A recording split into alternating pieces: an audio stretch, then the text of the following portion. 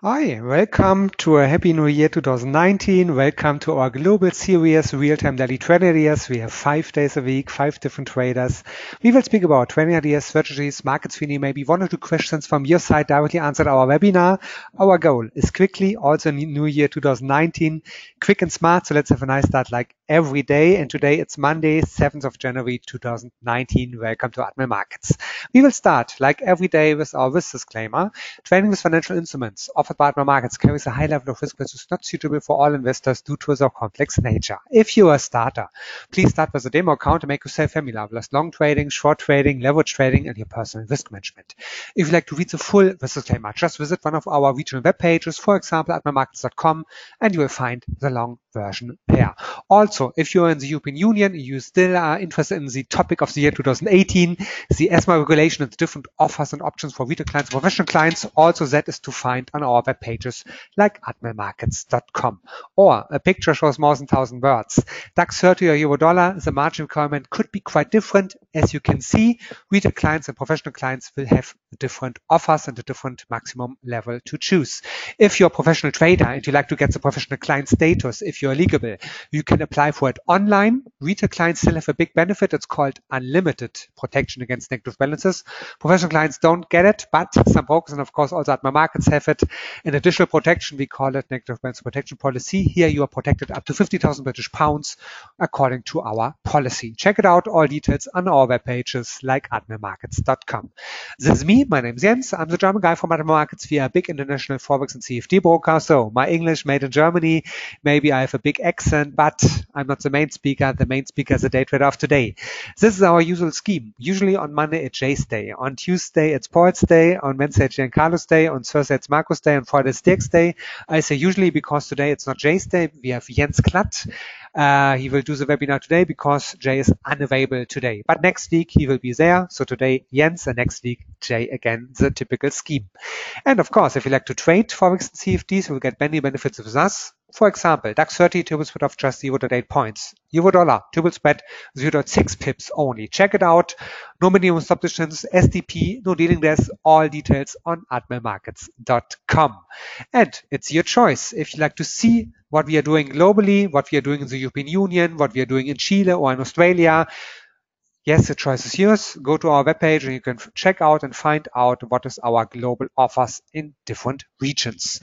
Enough from my side. Now it's time for Jay Madvo usually, or now for Jens, but I don't have a picture. Next week Jens and now next week Jay and now Jens. Good morning, Jens. What's your view to the markets today? Yes. Also, good morning from my side and Happy New Year. And so this is me, the face to this voice right now.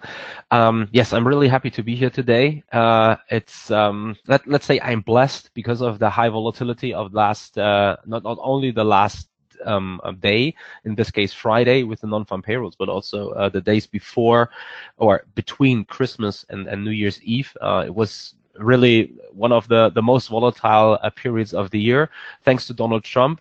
But before we're too thankful for having a U.S. president who is a little different from other presidents, let's say, we shouldn't be too happy to have him because he is one of the main reasons why we do not have the chance to see how the big speculators are positioned. So probably you have heard about this shutdown in the US, and the problem about this shutdown is that the CFTC, who's usually publishing the Commitment of Traders report every Friday with the data from last week Tuesday already, but nevertheless with some very interesting insights into the positioning of big speculators.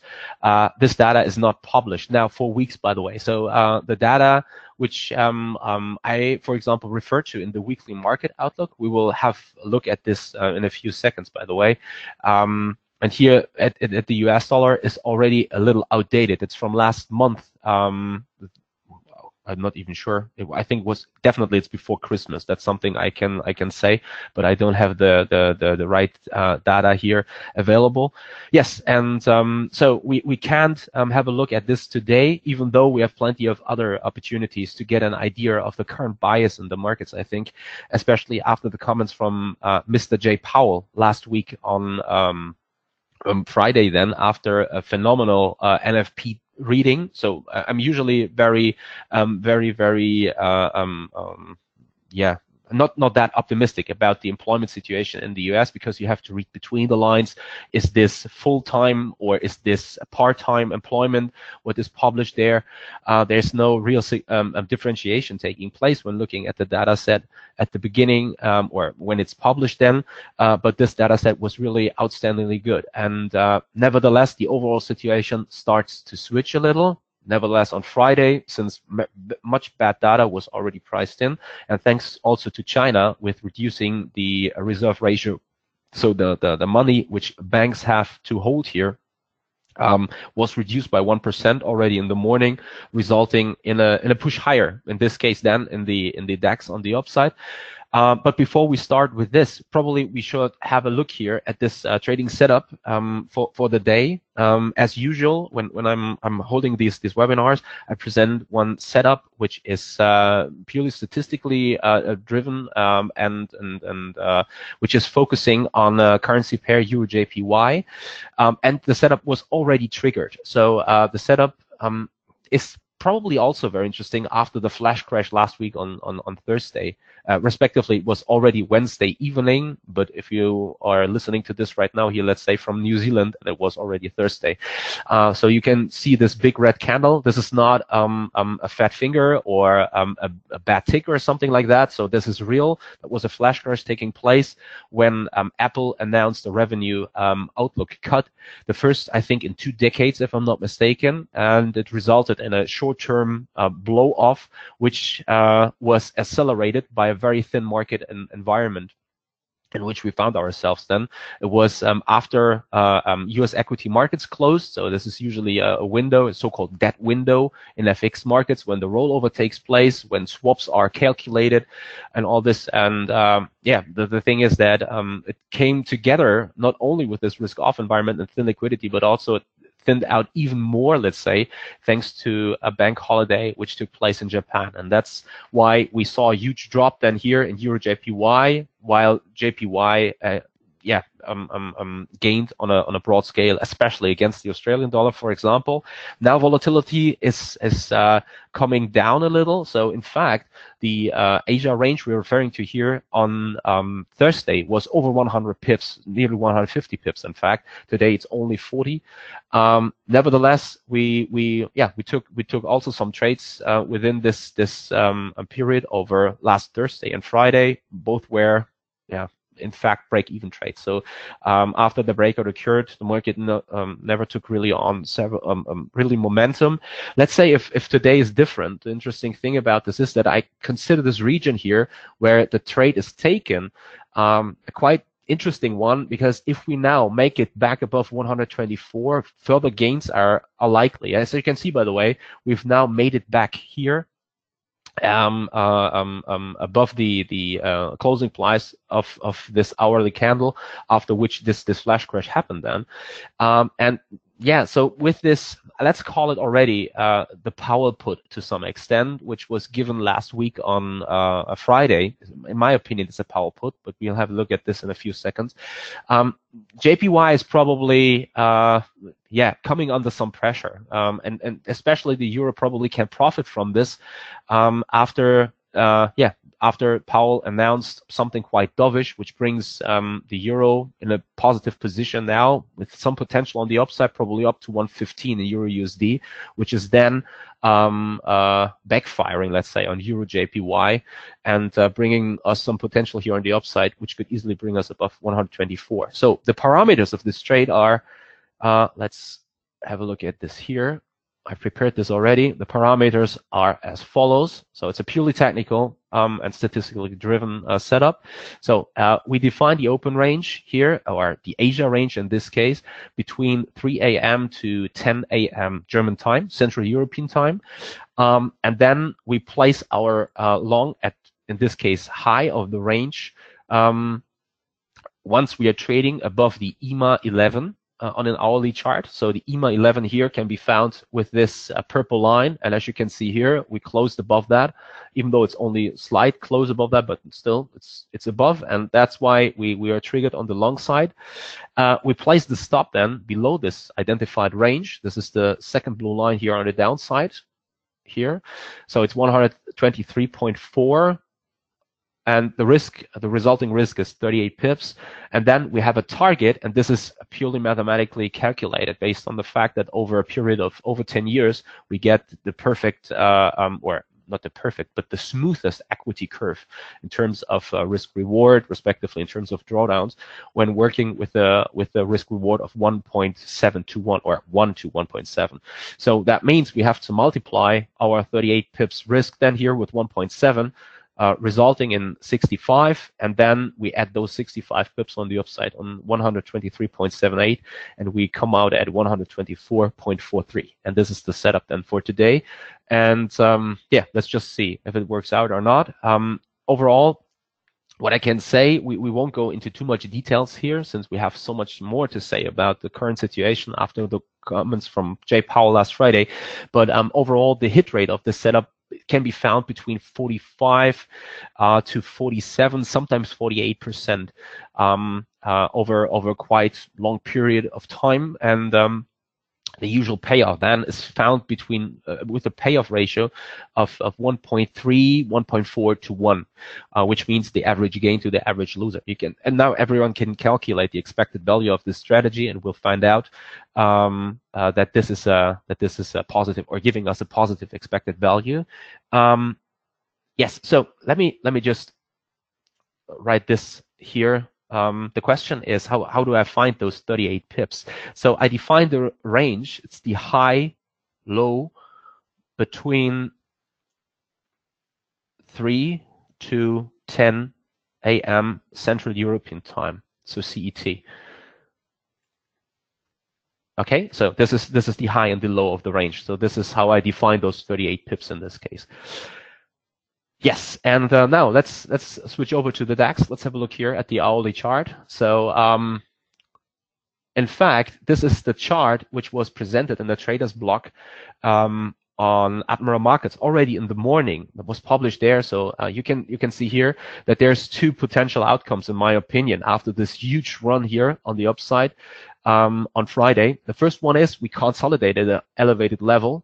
And this is, by the way, my favorite scenario. So I'm a little surprised to see the DAX dropping here, and I will give you the reason why in a few seconds. So this is now a little surprising, even though it's not changing the overall bullish outlook. So I think we have a very, very good chance to see a push up to 11,000 points in the DAX in the days to come. Depending on surely how the U.S. markets perform, but I would not be surprised to see U.S. equity markets to keep on performing well after the comments from Jay Powell on Friday. So first of all, nevertheless, we want to start with the reverse ratio, not the reverse, I'm sorry, reserve ratio, which was announced from the Chinese in the morning. So first of all, this is very interesting. It's a hedge fund manager / trader who pointed out what happened after the last 3 times here when the Chinese cut their reverse ratio here. It was on the 25th of April 2018. It was within 48 hours was 1.6 close to peak here, higher. The same was true on the 15th of October here. It was 48 hours, was 2.47. And then we had another one on the 5th of July here, was 72 hours, was also more than 2% higher. And we're about to see similar happening right now. So this in regards to the reserve ratio, so it's a dovish step, let's say, from a PBOC, which is in fact not a very positive one. When looking at it from an objective perspective, it's short-term bullish for equities, but in the current market environment, it shows that markets are in a very tense situation, let's say. So it's very likely that there's something going wrong, let's say, in the markets, and that's also something we want to see, or we will see, when looking at the ISM non-manufacturing here, which will be published today at 4 p.m. German time then today.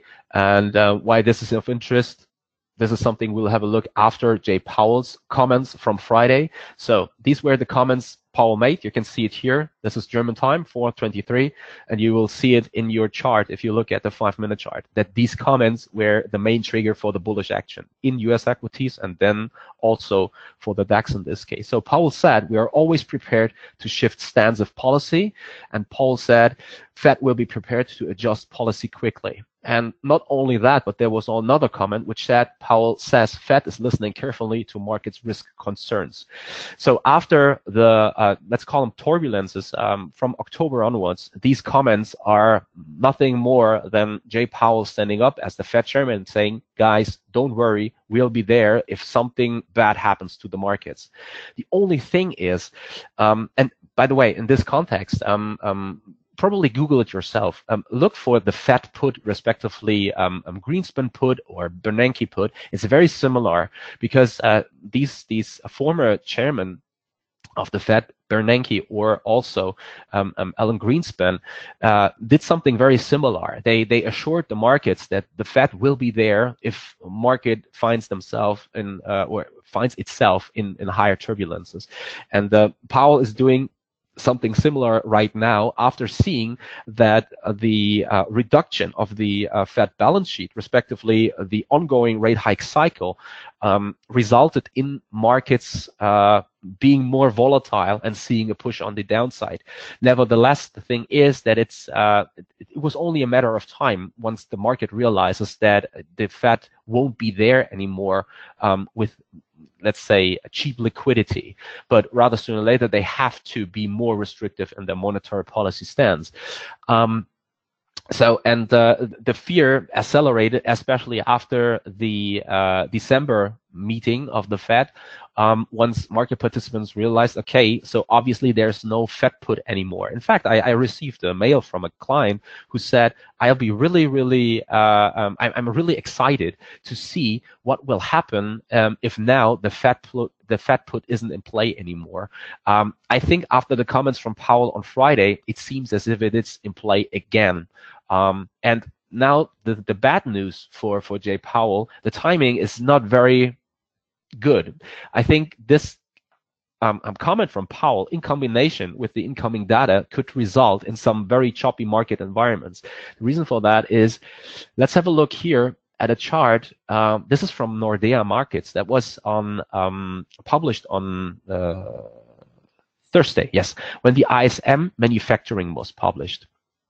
And so the interesting thing about this is that it showed that the ISM manufacturing data came in 5 index points below the numbers from November. So this data was from December, and when looking at the data from November, you will see that the data came in above 50 points, which is still a sign of strength of the economy, but the drop of more than 5 points only happened 2 times in history, and this is, or in newer history, and this happened this happened in 2008, and then here during the new economy, so times of recession. So it's a very, very negative sign, and so with this in mind, and data to be likely to disappoint in the future, especially when it comes to leading indicators like purchasing manager indices, I think we are probably there's some headwinds ahead. Even though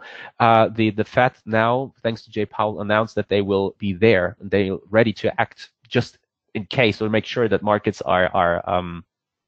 know that the Fed will be there, because the thing is that these leading indicators point to potential recessive character, or potential recessive tendencies, let's say. And so today, therefore, let's have a look here at the economic calendar. Therefore, today, this data set here, the non-manufacturing index, will be of high interest, because if these data, this one here, if this data set can't come in as expected or disappoints similar to the manufacturing data set from last Thursday, a next push on the downside in the US dollar seems likely. And in this context now, things are getting really interesting. And therefore, let's switch over to the traders block. And so this is the weekly outlook. when going here to analytics and then clicking on traders block, you will see the weekly outlook here right at the top. I think it was the latest article published several minutes ago. And when now you scroll down, you will, oh, sorry, by the way, I have to click on it first, and then you scroll down. And then you will see that gold is entering a very, very, very interesting period right now. I pointed out here that from the 7th of January till the 18th of January, we have a bullish seasonal pattern over the last 20 years in gold. What does this mean? That means that over the last 20 years, within this time span of the 7th of January till the 18th of January, gold has increased 15 years, or 75% of these 20 years, and averaged a profit here of 22 ounces USD per ounce. While in the 5 years when gold lost, it only lost 10 USD per ounce on average. So, and this is a very, very interesting pattern because gold is already about to see further gains here. As you can see, we saw on the NFP data set a sharper push, but even though it was a very good reading and usually bullish for the US dollar and should have probably resulted in a more aggressive bounce in treasury yields, it didn't happen. So in fact, when looking at yields, so therefore let's have a look at here, it's Market Watch, and there US 10-year treasury T-notes yields, you can see that they are already dropping on an intraday time frame already. So you can see it from here, starting there. So we are under pressure. We pushed already another 4 basis points here after the market was able to stabilize above and close the week above 2.6%. But now we're giving back most of these gains. And usually there's a negative correlation between yields and gold. So which means if you see yields rising, gold should lose, which happened, in fact. But nevertheless, now yields are giving back those gains again, which means that gold can make back all these losses quite quickly. And in combination with the current bias in the markets, in combination with the outlook, the Fed not being too restrictive in the next months to come. So in fact, the chances of a rate hike of the Fed in March dropped to nearly 0%. So the Fed watch tool still shows a chance of a rate hike, a probability of something like 5 to 6%, but you can see that among market participants in swap markets, this is already nearly priced in that there won't be any rate hike, and this is negative for yields, which means it's positive for gold. So this dovish outlook is something which usually drives gold higher from a fundamental perspective. In combination with the seasonal pattern, I think the outlook for gold looks somehow really promising. So it wouldn't be, or it wouldn't come as such a surprise if gold can make it above 1,300 USD per ounce, probably up to 1,320 USD per ounce, 1,330 USD per ounce within the next days, weeks to come here. And the first potential trigger can be found then today in today's ISM non-manufacturing data at 4 p.m. German time. So this is something where you should definitely say, okay, stay tuned and watch this data set. Could be of really interest for markets in the current environment. Yeah, and so that's it from my end. Yeah, and this is Real-Time Daily Trading Ideas, quick and smart, usually 15 to 20 minutes. Today, first time in the new year, couple of minutes more, but that's fine. If you like to see and watch that again, in a couple of hours, it will be available in our YouTube channel. Just go to youtube.com/AdmiralMarketsFX. And tomorrow is another day, 5 days a week, 5 different traders. So hope to see you all again, same time, same place. Greetings from Berlin office. All the time, good trades. Bye-bye.